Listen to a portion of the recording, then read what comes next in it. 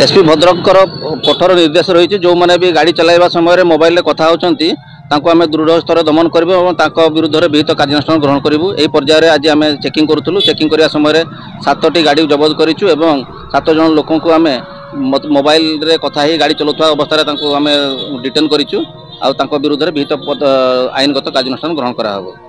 ना ये कंटिन्यूसली चलो आज्ञा आमर साइलेंसर जो मैंने मॉडिफाइड साइलेंसर यूज कर मैंने गाड़ी चलाइला बेले मोबाइल रे कथा होती विरुद्ध में विहित कार्यानुष्ठान निमित्त आमर प्रयास जारी रही आगक जारी रही।